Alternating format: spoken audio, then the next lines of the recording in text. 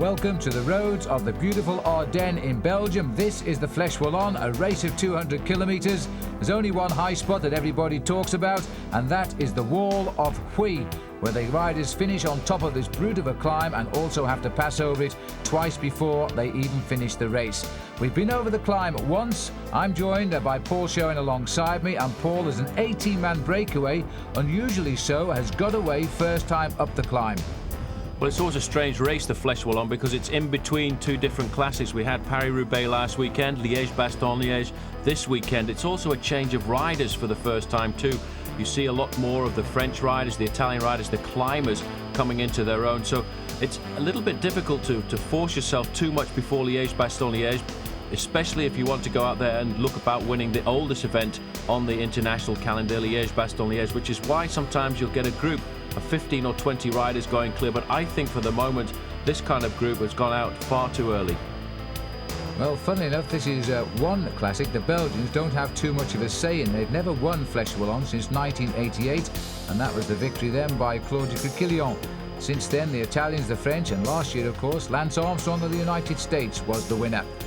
Now, let's have a look. We've got Stéphane Herlot, the French champion, on the far side, and the Francais de Jeu team are here. That looks like Andrea Perron, ex-Motorola rider, of course. And the Cofidis team have got their men up here, and that is Tony Rominger.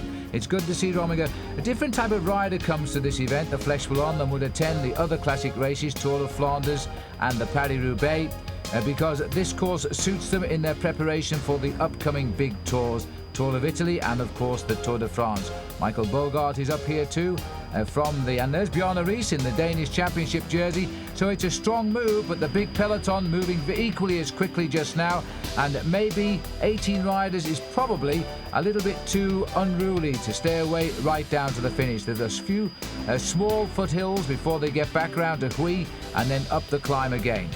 I think more important to note, Phil, not a very heavy presence there of the Once squad. Laurent Jalabert and Alex Zülle for the moment trapped in this main field, and you can see the pressure is certainly being put on, and they want to pull this all back together, because we're now going into the critical, crucial phase of the Flèche Wallone, where they go out and they ride some very tough hills before coming back to the Mur de Huy for the final time. Well, the only great tragedy, I suppose, regarding the Flèche Wallone is it doesn't count in the World Cup. It's very much a World Cup type of classic race. But its proximity to the Liège-Bastogne-Liège, which Paul has said is the oldest professional classic in being, and they get the credit of being the World Cup counter. This used to be the first leg of the Ardennes weekend here in Belgium, and they still have the Ardennes prize for the best placed rider in both events. Now, there's a little bit of shuffling around at the bottom there, and it looks like Axel Merckx is turning the screw a little bit tight at the front. Well, Axel going to be very happy, because I'm sure Papa is alongside in that red car at the moment watching the race. He normally takes out a day from his heavy schedule to follow Axel whenever he races in Belgium, and this, in fact, the Flèche Wallone, is the race where Axel first rode his best ever, I think, one-day classic. He attacked consistently to prove that he was able to really compete at the highest international level, and then he continued that ascending form last year when he finished 7th in Liège-Bastogne-Liège. But now we get a chance to see riders like Claudio Chiappucci coming into his own. These are the kind of races that he can certainly perform well in. Well, the whole field has come up behind here, because Chiappucci is the head of the main chase. And now we've got a counter-attack going off on the road here, and this looks to me as though it's David Rebellin. He really came to the fore last year as leader of the Tour of Italy. He had a great tour last year until he finally lost the battle to Pavel Tonkov. But he too has changed teams this year. A lot of riders have moved around. There's Merckx. Those big, long, thin legs. He's nothing like the shape of Dad, is he, really? But he is starting to come through as a pretty good professional bike rider, which is a great relief, because Eddie never pushed him to be a bike rider, and I think he was even a little bit surprised when Axel said he wanted to be a pro cyclist.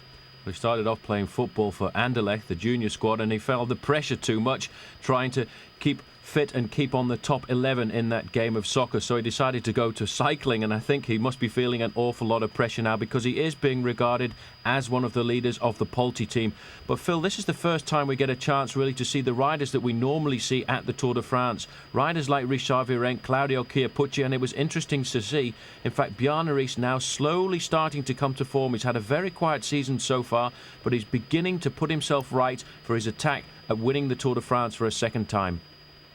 Well, there's the long line. We're still about 70 kilometres from the actual finish of the race, but the big obstacle is the 2 climbs still to come of the Muir de Huy, as the main field have tagged on to the back, but our helicopter staying at the nose of the peloton and trying to reorganise themselves. Well, without the big Once riders up there, I guess the break was never going to get a successful lead, because... Oh, and there's somebody gone into the wall there. He completely overshot.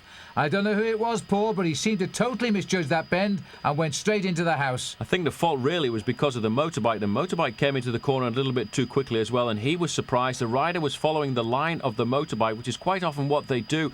I remember Sean Yates saying to me on occasions he's ridden time trials looking at the preceding motorbike, and he can understand from the way the motorbike tilts left or right just how fast he can go into the corner. A chance here to have a look again at exactly what happens. You see, the motorbike does actually overshoot the corner there. It's a big heavy motorbike, and it's a lotto rider. He's gone into the front door maybe to stop for a cup of tea. Well, I think he's okay. A little bit embarrassed probably, and a little bit of a shock for the person watching on the doorstep there, but it happens. Anyway, we continue on through the beautiful towns here, which are sprinkled over the hills of the Ardennes. This is a very, very nice part of Belgium, and totally different in its character. They're also French-speaking here, by the way, than to Flanders, where they speak a Flemish, which is a type of Dutch language, and that's the other side of the country.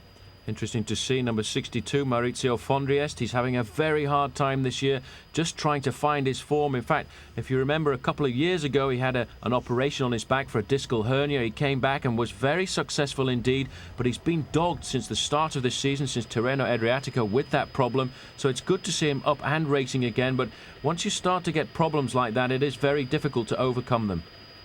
Well, 5 riders trying to re-establish a move here. The 18 have been brought back. Now the pack is beginning to reshuffle, and Lotto have still got men in the breakaway despite that little hesitation when they made the right-hand bend down there, and riders willing to have a go. Claudio Chiappucci particularly has started to take an interest in the front end of Flèche Wallone. It's his sort of race, and he does seem to be having a little bit of good form this year, Claudio Chiappucci. This rider here is Thierry Marchal from the Sedico team.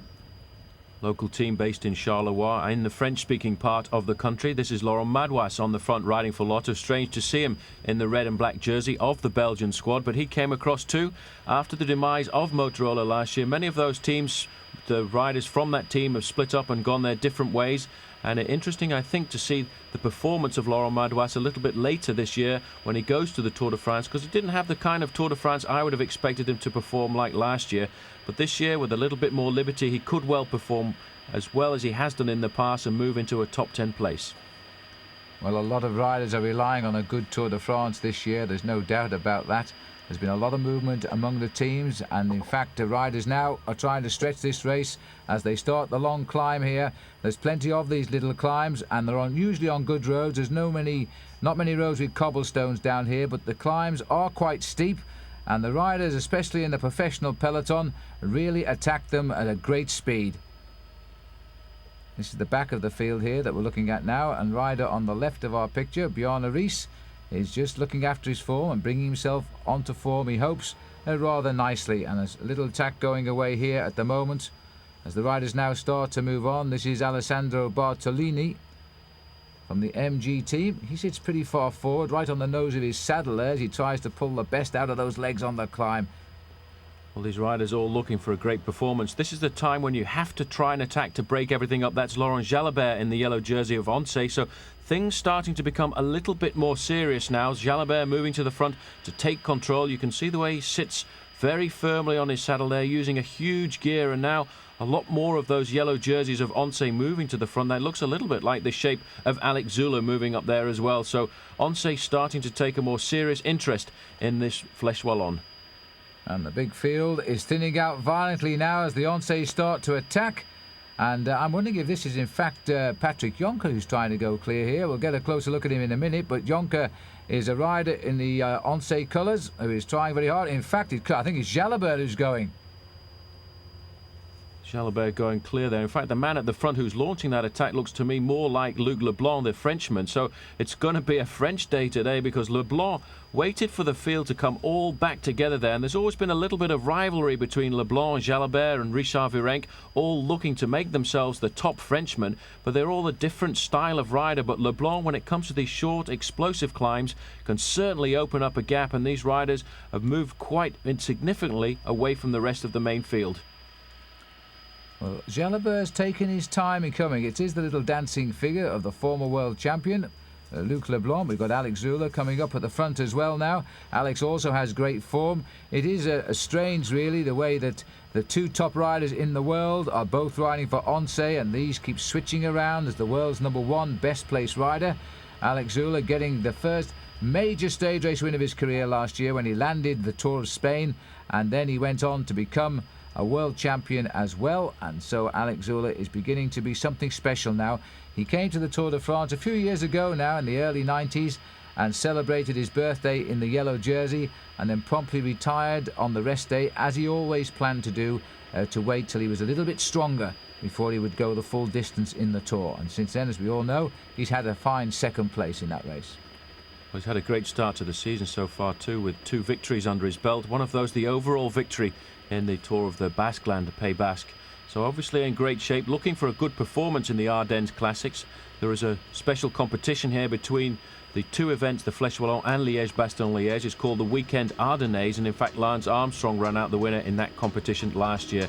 It looks again as if Jalabert has decided to take the race by the horns, and he's going to the front, putting the pressure on. He has the power to open up the gaps here, but he's chased quite vigorously by one of the Asics rider. Looks very much like the shape of Claudio Chiappucci. So the devil is seeking out Laurent Jalabert. Jalabert just still not forcing himself all of the way here. He's just tapping along, waiting to see who comes up and joins him. He's clearly decided it's not the wisest move to go away this far from the finish. We've still got another climb in the Puy to come, and Chiappucci tried to reach him. Well, having said he's just tapping along, it looks as though the 2 behind have got themselves quite a problem in trying to reach Jalabert at the moment. It may well be Enrico Zaino. It looks like Claudio Chiappucci, a very compact climbing style, but these riders know now that when Jalabert goes to the front, it's not to play around. This is a serious move by Laurent Jalabert, looking over his shoulder to see if anybody can get to his wheel. Keeps the pressure on though, out of the saddle with a huge gear in at the moment. The picture breakup is because we're going through the forested area of the Ardennes, and that's why we get a bit of breakup with the link, the microwave link from the helicopter down to the motorbike there. You can see riding alongside Laurent Jalabert at the moment. Jalabert at the moment seems to be going away on his own. And Laurent Jalabert constantly looking over his shoulder as 2 riders try to hunt him down. And slowly but surely they're doing just that. We're going to get 3 riders together here. Pretty narrow stretch of road as we're right deep into the countryside of the Ardennes just at this moment. We come back into the industrial area around about Puy very shortly. The main field behind, what's left of it, and it's only the strongest surviving this race today. It is a very quick race indeed, and the main field have not really been in this race because it's been splitting up very early on. Jalabert making it pretty hard for everybody in and out of the saddle, and I think in fact it is Enrico Zaino who's trying to come across. He was 6th in this race last year and runner-up in the Giro d'Italia. That'll be at the forefront of his mind for when that starts in May. It's amazing the power that Jalabert has here. He knows that he's just going to keep the pressure on till he gets to the top of this climb and hope that the other riders who are coming across behind him will crack, because nobody's in his slipstream. The motorbikes carrying the cameraman, trying to get out of the way so they don't have any effect on the course. And in fact, Luc Leblanc is coming across here. That's remarkable. One Frenchman chasing another. Leblanc, I think, after a lot of bad luck through his season, looking for a good end to his career. He may well have just one more year left in his legs. There is Enrico Zaino riding for Asics on the same team as Claudio Chiappucci coming across. But the main field, or what's left of it, is not very far behind these riders, and they must surely start to organise themselves to pull it all back together. So 3 pretty strong riders have got themselves together now. Leblanc is one of the best racing cyclists, and I mean that because he loves to just get on his bike and race and cause pain to everybody around him. He's a real aggressive rider, Luc Leblanc, and it's unusual to see a Frenchman settling in on an Italian team, and I suppose we could say it's unusual in the case of Jalabert to see a Frenchman settling in on a Spanish team. But that's the way the world is now with cycling, and these two riders racing for teams from the countries different to the one in which they live. And in fact, Paul, those two that have come up has caused this slowing down at the front, and it's caused a little bit of a spur behind, because it looks as though that group of around about 15-16 riders just getting off the front of the next group is coming up pretty fast. And the whole of the field is not too far behind either. It looks like it's the Batik Del Monte new squad which has taken over the former Gewi's team, trying to chase at the front, but there's no organised chase. There's Bjarne Riis in the jersey there, the red one with the white cross on it. And now the man deciding that he wants to bring back all of the Frenchmen, Richard Virenque. So a Frenchman chasing two other Frenchmen. It's quite strange to see in the world of international cycling, but there's a great rivalry between these top French cyclists. And particularly so between Virenque and Jalabert. And Virenque has often been the cause of the downfall of Laurent by causing the reaction, and it looks as though he may have done it just once more time here, because he's bringing the field back. Alex Zula is still poised in the wings to possibly attack on the capture of these three riders. And Bjarne Riis is showing us his first real sign of form this year, the man who has vowed he will win the Tour de France again this summer, having become the first Danish rider to get the Tour de France last year.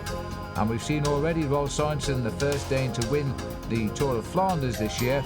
The Danes are having a marvellous period in cycling. It's become a major sport in their country. It's now their #1 sport, and wherever they race in Denmark, there are literally tens of thousands of spectators. And so it's nice to see that the small country turning out at the moment so many good bike riders. There's Zaina, Luc Leblanc. Interesting to see that Luc Leblanc, in fact, wearing your favourite number, Phil, number 51. Yeah. 51 because he's won the Tour de France more times than any other number. Number 11 is the second most popular number.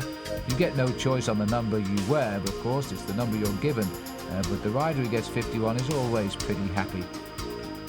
Looks like there's a serious chase starting to take form here. You can see the blue and white jerseys of the Festina squad there, mixing it up at the front, trying to pull it all back together. They realise we're now in a very crucial phase of this race. Pascal Hervé from France as well is in there with his teammate Richard Virenque. And now it's the turn of Rabobank, and I caught sight a little earlier of Eric Broekink, who now rides for the Rabobank team. A lot of riders from Rabobank have come across from the Once squad. Broekink himself used to ride alongside Laurent Jalabert, as did Patrick Jonker, who's now changed to ride for the big Dutch squad and in fact opted this year for a Dutch licence. Yes, and that's because Rabobank want him to get a high finish in the Tour de France and then say he's a Dutchman, because it's important for their sponsorship. And he'll be partnering Lutenberger. Lutenberger's seen as the #1 rider for the Tour. Jonker, a very strong #2. Be interesting though, Phil, when we do go to the Olympic Games in Sydney in 2000 to see just exactly which way then Patrick Jonker is going to opt to take his nationality. He'll probably be an Aussie again, Paul. Well, now there's a serious split developing here, because you can see the yellow car, the Mavic neutral service vehicle, moving in behind the group of about 18 to 20 riders who are in hot pursuit of the three leaders. So behind, obviously, the main field must be slipping back a little bit further. On the back of this group here, with the jersey of the national champion of Denmark, is Bjarne Riis, looking a little bit more comfortable than we've seen him for the season so far. And Brenesto have a man up here too in Jose Jimenez. He's also having a pretty good start to the season. Everybody thought this would be a rapid descent of the Brenesto team with the withdrawal this year of Miguel Indurain, but I think nothing can be further from the truth, because they produced some pretty good performances. And now they've got a man in this chase group, and I think they'll pull back those three leaders, but you never know, because I thought they were about to catch him, and for the time being at least, Jalabert, Leblanc and Zaina have gone that little bit farther ahead. Well, Festina in great force here. Leading them at the front there, wearing #2, is Gilles Bouvard. Richard Virenque is in here as well, as is Pascal Hervé. And I also noted the leader of the US Postal team is in the group, Jean-Cyril Robin, the Frenchman who they've brought across onto their squad. He's also joined this group at the front. But at the back here, Phil, what a remarkable sight to see. Just on the right-hand side there, the leader of the Mercatone Uno team, Marco Pantani. Yes, and I know everybody watching this will be very delighted too to see Pantani back in the peloton. He's had a pretty good start to the season. He got disqualified from a high finish in one event this year, but that doesn't matter. He did finish it, even though he lost his position in the end. But Pantani is going to come back, and all the riders are saying that he has virtually all of the force he had before his serious accident in October nearly 2 years ago in the Milan Touring race, when he was involved in collision with a car. Back up to the three leaders. Two of the team leaders with the ones on the number, Laurent Jalabert and Luc Leblanc, are up here, and the man with them from the new Asics team.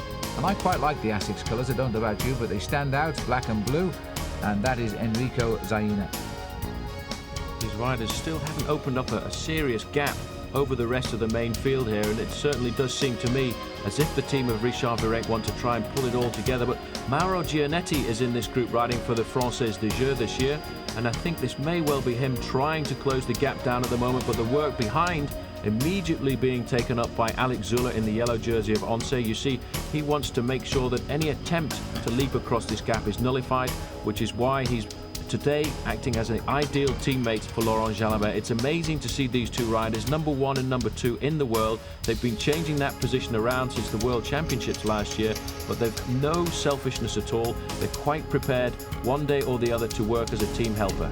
That is really something to see too. The Once team is a very happy outfit, and they enjoy each other's company. They share rooms together, and if one gets the advantage, then the other one backs off, and that is very nice to see.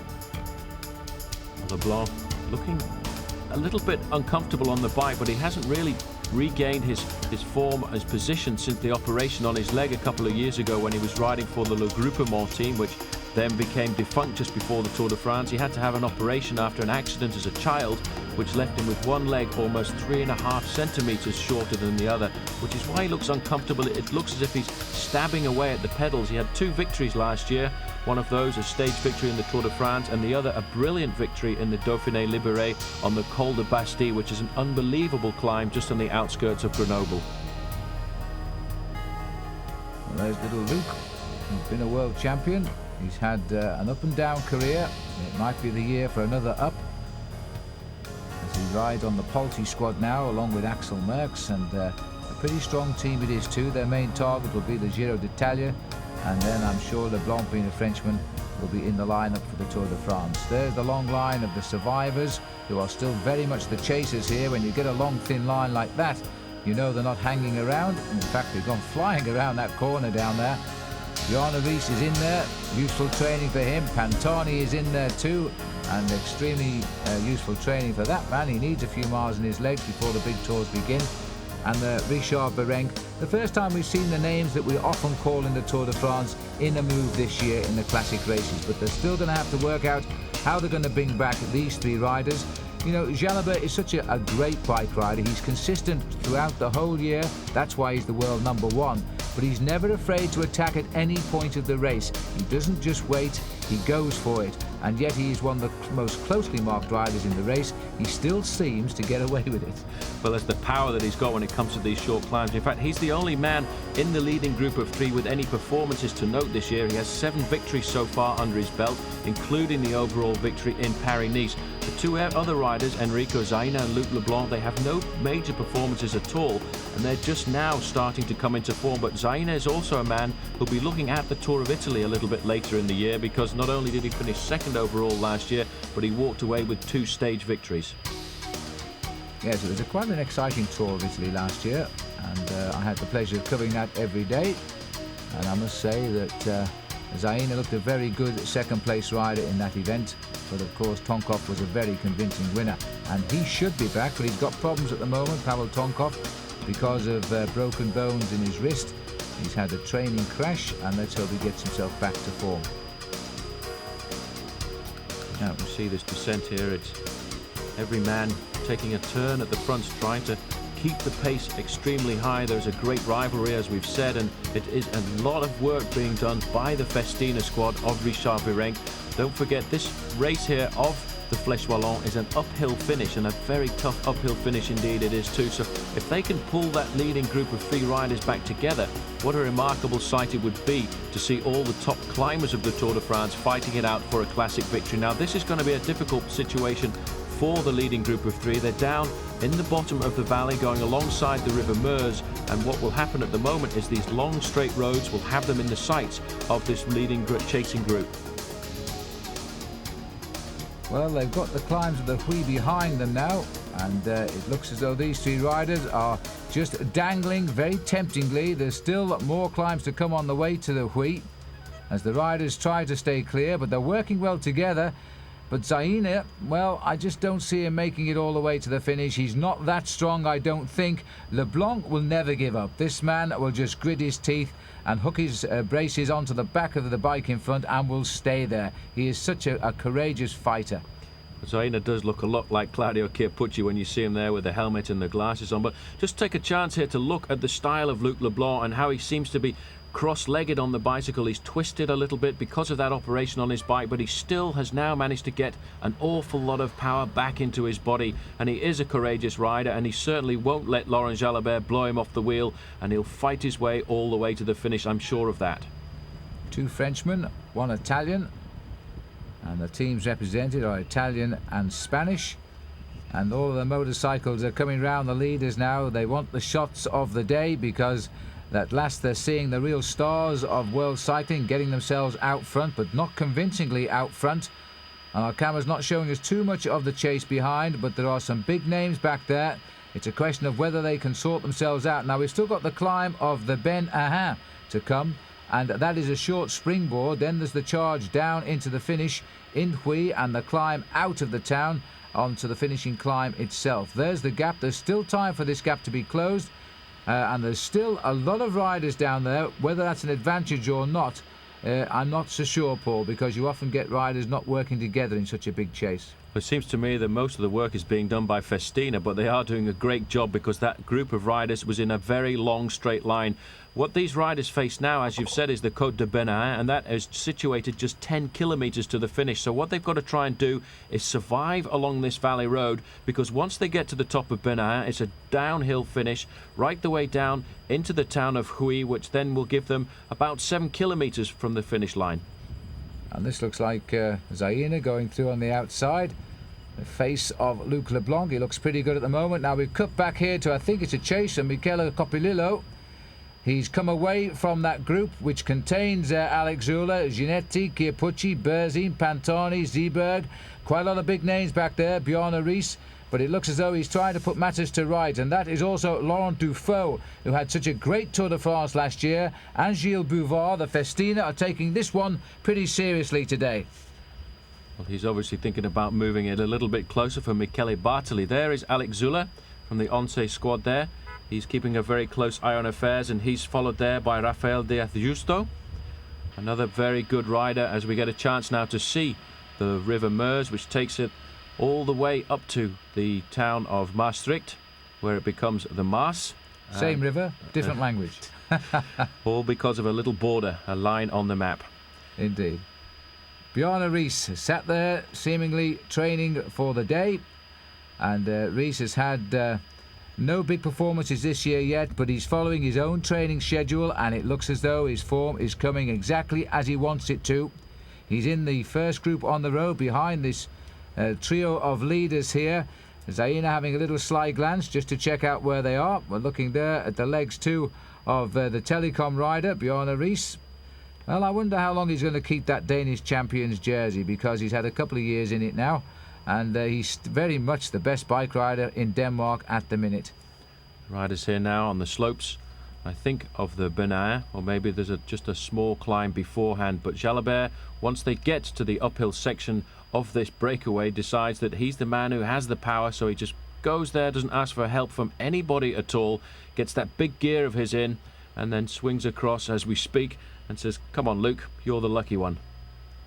Well, I'm not so sure about that, Paul, because they're really under pressure here to keep this break away, as Zaina rather reluctantly goes through second wheel, and even less reluctant, I would think, to take up the race lead. He looks to be the weak link to me, Enrico. But even so, he's a good rider, as we know that, and he climbs pretty well too. These are strange little hills, though, here in the Ardennes. They're not like the long climbs of the Tour de France or the Tour of Italy. They're short, they're sharp, and they are pretty steep, and they really hurt the legs. This was a course that Stephen Roach used to love riding.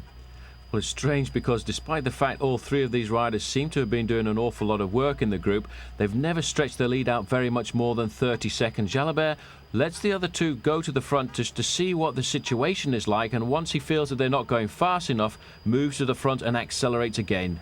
Well, this acceleration, I think, has hurt everybody, because I don't see Zaina gone. That acceleration has taken Zaina away here on the Côte de Benahin. And in fact, I think that's what Jalabert was trying to set up. That's why he manoeuvred them both through, and then he's gone through with a very rapid acceleration. Now, Luc Leblanc seems to have recovered, but look, right down there, I couldn't see him. Well, he really got blown out there in every sense of the term. That's quite remarkable. He didn't look that bad to me, but you know, when Laurent Jalabert opens up the speed, it's very difficult to stay there. Now, what's happening now is a little bit of a psychological move here, because Jalabert thought he could ride away, I think, probably from both of them, which is why Luc Leblanc has come to the front to say, OK, you've got rid of Zaina, but I'm not too bad. You're going to have to try a lot harder than that if you want to drop me. And he'll go to the front and he'll try and settle into a pace that is comfortable enough for himself, but he'll be waiting all the time for another attack from Laurent Jalabert, who looks very comfortable, Phil. The power of this man is quite remarkable over these Ardennes climbs. Well, Luc Leblanc is going to be a much tougher nut to crack here, and Jalabert knows it. He's not going to object if Leblanc wants to set up the pace, but now he's going to go through and give him another minor acceleration. And Leblanc, in fact, he also looks a little bit raggy, but then that is his style. He quite often looks as though he's under pressure when indeed he isn't. He just has this style which always gives you the impression he's sprinting for the back wheel of the rider in front. Well, he's looking for all kinds of energy there to stay with Laurent Jalabert. 1 kilometre to the summit now of the Benahin, and I would think that's going to put the riders just a little over 10 kilometres to go to the finish line. But still, they haven't stretched out their lead, because a lot of work is being done in that back group by the Festina squad, and the lead hovering over the 35-second mark at the moment. So it's gone out 5 seconds or so, and now we've got at the back of the group the Mercatoni team deciding that they want to try and pull it back together, possibly for something for a preparation for Marco Pantani. Sitting in second position was Michele Bartoli, and again a little move by Mauro Gianetti going down the right hand side for the Française des Jeux. Well, just like Rolf Sorensen was a professional at 20 years of age, so too is Luc Leblanc, and so he's had a long career. He's now coming up this year, he'll be 31 years of age, Luke, and he's still riding pretty good. But this is the reaction still coming from the field, and they're going to have to sort something out pretty quickly now if they're going to do something. This really is the last chance to break up the chase and get across to the leaders. Gianetti is an excellent classic rider, knows that he must make his move pretty soon now, and he's shadowed, of course, by Alex Zula. Still, every time we come here, it looks as if Luc Leblanc is suffering to stay in the wheel there. There is Enrico Zaina, I think, about to be caught by this chasing group. A lot of work being done by the MG team. Richard Virenque taking a little bit of a back seat now as the pressure starts to go on the last slopes of this climb. I think that's Zeeberg, sorry, not Zeeberg, he's in the yellow here, just off to our left. The rider at the front is Zaina coming back as the Lotto boys try to get across now and close it right down again. And that is Enrico Zaina, who's come back into the group. And in fact, this is a big serious effort here now to get something going to bring back those two leaders. And there is Mauro Gianetti, had a great World Championships last year. And that looks like Benoit Sauman, who is also in this breakaway here. The Frenchman who's come across to the Lotto squad, looking to try and open up the gap a little bit, try and get across there, try and split this group, which at one time was around about 18, 19 riders, but still they can't close down on the gap of the two leaders. And then we look down the road there, you can see it is still hovering at the 30-second mark, Phil. They really can't make very much impression at all. But what's happening behind now, in fact, is that group is starting to splinter. And that is Beat Zeeberg in the yellow, who's trying to go away. I got the feeling he was here to try and set up the finish, you know, for Marco Pantani, because it's certainly the finish for Pantani. He has that great acceleration on steep climbs, and if he can get up there with this group, then he should be able to do something in the sprint. But just now, there's no real organisation here now. It's everybody doing a hard turn on the front, and then there's a hesitation, and that's why Zula's in there trying to break up the reaction and hoping that eventually they'll all calm down and let these two get on with it, because I'm quite sure that Alex will be confident now that Laurent Jalabert can take over at the finish and beat Luc Leblanc. Well, I'm not so sure, but I'm sure that these two know the answer to that right now. Well, what's happening now is they've got to put as much effort as they can into getting to the bottom of the climb, because there's still quite a long way to go, and there is a chance, as always, that that group can come back. It's an interesting position, though, as always, for Luc Leblanc. You can see that left leg of his. He kicks it out a little bit. It's really difficult for him. He had an awful hard time trying to get over that accident that he had as a child, and then the operation back in 1994. And to come back and be competitive after all of those problems really is quite remarkable. Completely different style, though, when you compare it to that of Laurent Jalabert, who looks quite perfect. And as always, he reminds me of a Sean Kelly, the strength that Kelly had in this kind of classic. He sits very firmly on the bike, the top part of his body hardly moving at all. When he does get out of the saddle, the power just coming out of his thighs. Yes, I know that Lance Armstrong doesn't like being compared with Greg LeMond, but I don't think Jalabert has any objection to being compared with Sean Kelly. They do seem to have very similar careers, and Jalabert once said if he can do half as much as Sean Kelly did, he'd be very happy. But he's well on his way to doing that. And don't forget, this year too, he's also had a nasty tumble at the finish of the Milan-San Remo Classic, and that brought back memories of his nasty crash a couple of years ago in the Tour de France at Armentières. And it doesn't seem to have affected his nerve at all, Paul. He's still riding as good as ever. Oh, certainly. There we got a chance there to glimpse Eric Brooking and one or two of the other riders in this group. So the group has come back together despite all of those attacks. And now I could see there, sitting on the back, Marco Pantani, and just dropping back, you can see the yellow jersey of Beard Seberg. He's looking to see what the situation is with his leader. He'll try and pull it back together, because if they come together at the bottom of this climb, with the form that Marco Pantani showed in the Tour of Murcia, he could in fact win a sprint at the top of a climb like the Mur de Huy. Well, these two have really taken this race to everybody else today, but they've never got away from them, so they've had to show a great degree of composure and indeed strength as Leblanc continues to share the work here with Laurent Jalabert.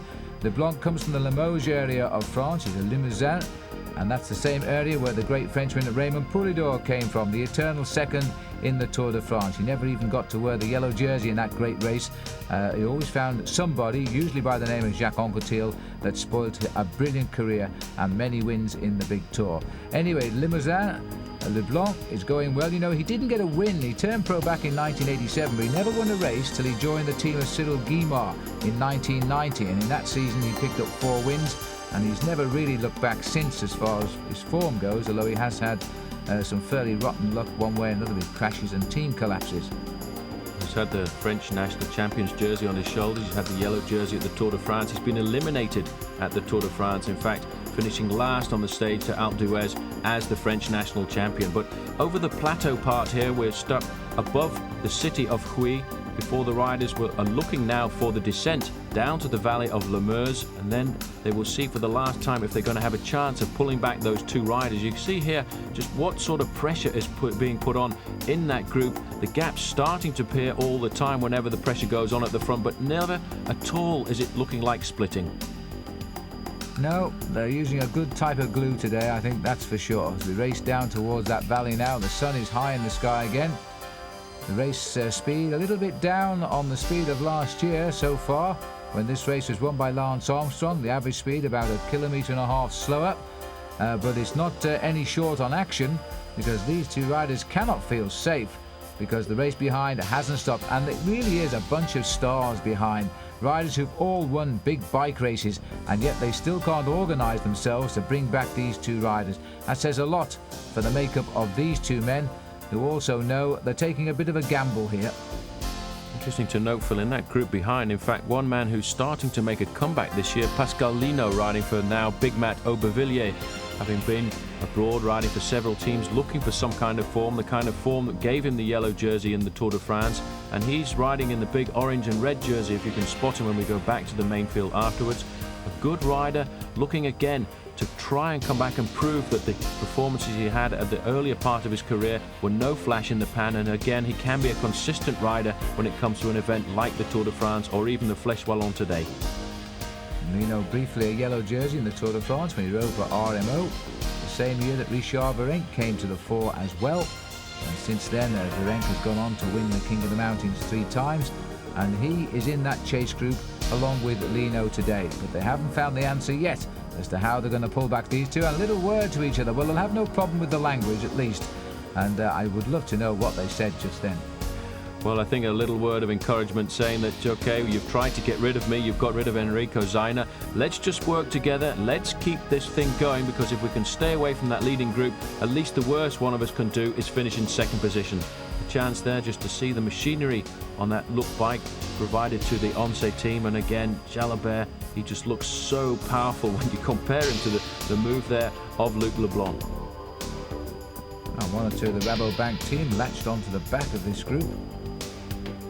So Seberg now in the yellow jersey of Mercatuni, deciding that he's going to try and pull it back together. There's Martin den Bakker, the champion of Holland, but two Once riders in the group here. That in second position is Alex Zula, doing the job which is his today to make sure that there's no concerted effort in the chase behind, and he's joined by his teammate Rosta. And Seberg still prepared to sacrifice himself in the hope that his teammate Pantani will come good at the end. He's riding very solidly at the front today. Seberg is such an underrated rider. He turns in some great performances. Third this year in Tirreno Adriatico, and that a perfectly good performance from him. And the Swiss can always expect a good ride out of him. Good to see Bjarne Riis back in the action. Spent a lot of his time this year training at the Club La Santa in Lanzarote, which is that lovely island about 80 miles off the North African coast in the Atlantic Ocean. And he went there with a lot of cyclists, and they're very impressed by the way he went training. He climbed mountains with them, then he sprinted away, went to the top of the mountain, used a freewheel back down, rejoin them, and then do it all over again. And some of those riders he left, by the way, were professionals. Most certainly knows exactly how to prepare for the Tour de France, and I think he's right on schedule at the moment as we go up to that great event in a couple of months' time. Good to see Bjarne Riis putting himself back up at the top of the list of favourites to win the Tour de France, because it's really going to be an open event this year after the retirement of Miguel Indurain during the winter. But you know, sooner or later, Laurent Jalabert is going to make a serious attempt at the overall classification of the Tour de France. He's done it once, yes, and he's finished right up there. But he was a little confused about the difference between stage wins, the green jersey and the yellow jersey on that occasion. But clearly since then he's developed into a real all-round bike rider and a possible Tour winner, I think. Anyway, we're on the way down. This is the tricky old road now, taking us out onto the highway again, down into the valley. And look at this now, he's gone for it on the descent. Jalabert found he couldn't do it going uphill, so he's making Luc Leblanc sprint back up to him on the downhill. Little bit cheeky. Clever little move, because you wouldn't expect just swinging onto this road here to attack like that, but Jalabert just waited to see if there was going to be a moment's hesitation by Luc Leblanc, and he almost caught him unawares. They're now at the bottom of the descent of the Benahin. They've got about 7 kilometres to go, and in fact, Phil, it seems as if they've stretched their lead out now, because we're getting information that it's gone up to 58 seconds, so it could be going in the favour of these two riders, but still it's a very flat part of the course until we get to the bottom now of the Mur de Huy, which is then a 1.5 kilometre climb up to the finish line. Well, you know, I think we've probably gone through the psychological barrier now, because a lot of those riders in that back group thought that they would finish the job off on the climb. They haven't done so, and now they've lost a bit of heart, and they're probably not contributing very much to the chase. They're now starting to say to themselves, well, third in Flèche Wallone won't be a bad result either, and these two might now be safe. The group is moving away from them, and it's looking around about 1 minute is the difference in the time gap. And the roads, apart from the finish now, are relatively easy, but it is a very steep climb up to the finish. Did you ride Flèche Wallone, Paul? I did, in fact, but I didn't manage to ride all 3 ascents of the Mur de Huy. Well done, but you started, that's more than I did. Anyway, back to Luc Leblanc, the former world champion, the former French champion and stage winner in the Tour de France. 6th, by the way, in the Tour of Spain a couple of years back as well.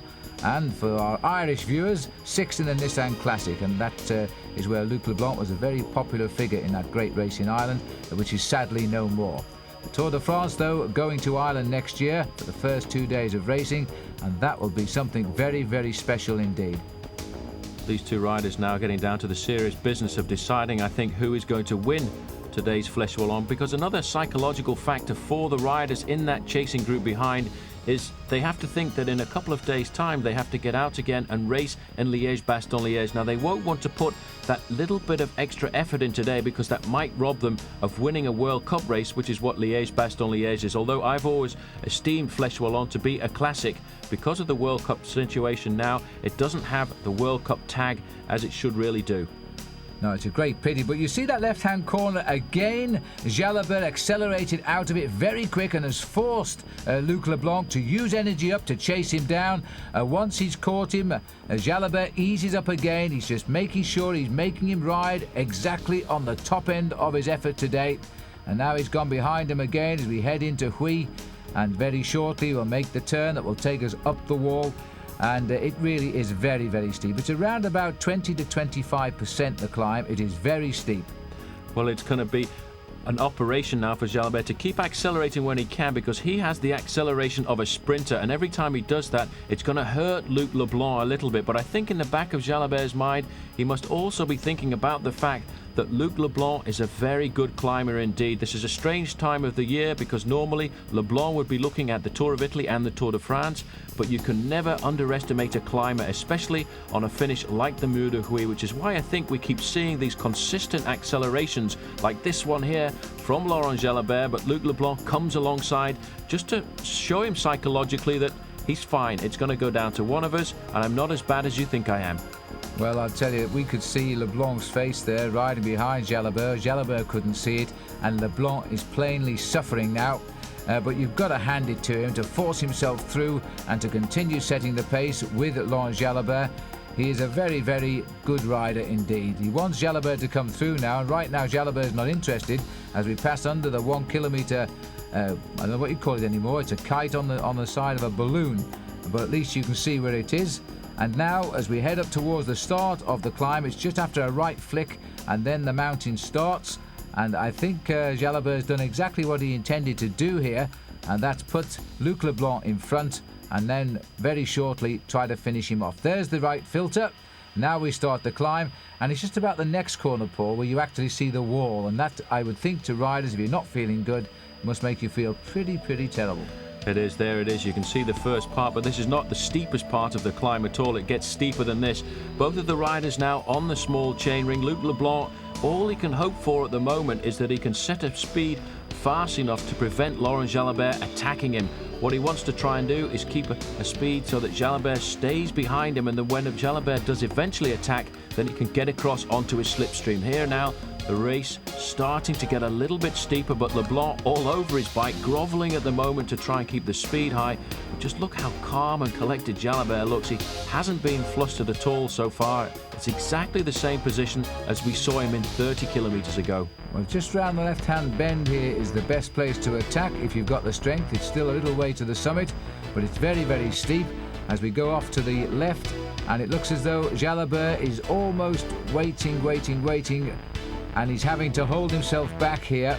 Now, it was on this climb last year where Lance Armstrong rode so very well, and sadly Lance not with us now, but we hope he'll be back soon. And that's where he's gone. He took one good look at the face of Luc Leblanc. You see how steep he got just there? If you've got the strength, that's the place to do it. And Luc Leblanc, well, there was no resistance at all. He knew that's exactly what Jalabert would do, and he knew that was the end of Flèche Wallone for him. Even so, he's going to get his finest finish in this event, and it's good to see Leblanc back on the winning trail as well. Let's go up and join the man who has animated this race over the last kilometres today. The breakaway which never really got away until the last 10 kilometres, and this was the rider almost single-handedly who controlled the whole affair. First of all, he rid himself of Enrico Zaina on the Benahin, and now he's rid himself of Luc Leblanc on the wall itself. Nice round of applause from the Belgians. And another day's gone by, another Flèche Wallone has gone by, when a Belgian hasn't come away to victory. It's now 10 years since the victory of Claude Coquillon, and the Belgians will hope one day they can find themselves a new climber. Here's the main field, and Pantani is still in there, but he's still on the back, and yet hasn't quite worked out why his teammates doing all the pacemaking up front, be it Zeeberg. Back to the front of the race, the yellow jersey of Once, and Laurent Jalabert gets another major win to his career. His season continues. It's win number 8 this season alone. And yes, he punches the sky. And look at the gap. Luc Leblanc sat up there, knew second was good, and has given the best part of half a minute here to Laurent Jalabert to allow him his few moments of glory in solitude. Quite a remarkable performance, the second victory he's had in this event in 2 years. He wasn't here last year after injury. Luc Leblanc, I think, will be satisfied with second place, but he could do nothing at all to challenge that attack by Laurent Jalabert on the slopes. The main group coming up now, and in fact they're being led by Alex Zülle. So Pantani hasn't managed his challenge at the top of the climb here. Zülle will come up here looking to try and take third place, and there is Pascalino back in sixth. Pantani in the yellow jersey there, he's looking at about fifth at the moment. And Bartoli just in front of him. And Bartoli, the winner last year of the Tour of Flanders. So Zülle gets third for Oncé. More World Cup points and more ranking points rather for him. So the top two in the world still continue to have a private battle there as the wheels come over the line. Pantani is fifth. Pascalino, good ride, sixth place for him. And seventh, Andrea Noah, who came to the fore in my eyes in the Tour of Italy last year and now seems to be settling in as a very promising rider indeed. Well, there he is in the winner's enclosure, as it were, Laurent Jalabert, and still not talking to the Frenchman Luc Leblanc. He just took one good look at his face here, could see there was going to be no resistance at all. And just look at this for a powerful acceleration. His face giving absolutely nothing away. Little puffing of the cheeks as he accelerates. The camera belies the steepness of this climb at around about 25%. And it climbs all the way up to the line. There's no respite now. Leblanc just happy to be there in second place. Jalabert, being the true professional, taking no chances at all and just going to make sure that nobody was creeping up on him as he crosses the line with a two-arm salute for victory in the Flèche Wallone. Well, he's done it before, but the latest one always feels good. Here he is now talking to a French commentator, so we're going to ask Paul Sherwen to tell us exactly what Laurent Jalabert is saying as he gets the congratulations. The thing is, he always rides well here, and it's always good preparation for Liège-Bastogne-Liège. So let's find out what he thinks. Well, it's true. At the start of this year's Flèche Wallone, I've already won it once. It's a race that you always want to win because it's one of the most important races on the international calendar. It's also true that at the start of the race today, I didn't feel really all that good, which is probably why you didn't see very much of me. That probably helped me win at the end. Well, we certainly saw plenty of him at the end, and so did everybody else in the best possible position, because this now makes it 2 wins in 3 possible attempts for Laurent Jalabert, and now he's got the first part of the double. He'll look forward to riding in Liège-Bastogne-Liège. Here's the result then. Laurent Jalabert wins today the 200 kilometres in 5 hours and 7 minutes, 19 seconds better than Luc Leblanc, 50 seconds better than a pack of 18 riders. Alex Zülle, Michele Bartoli, Marco Pantani, he's back. Pascalino and Andrea Noah, they made the top 7.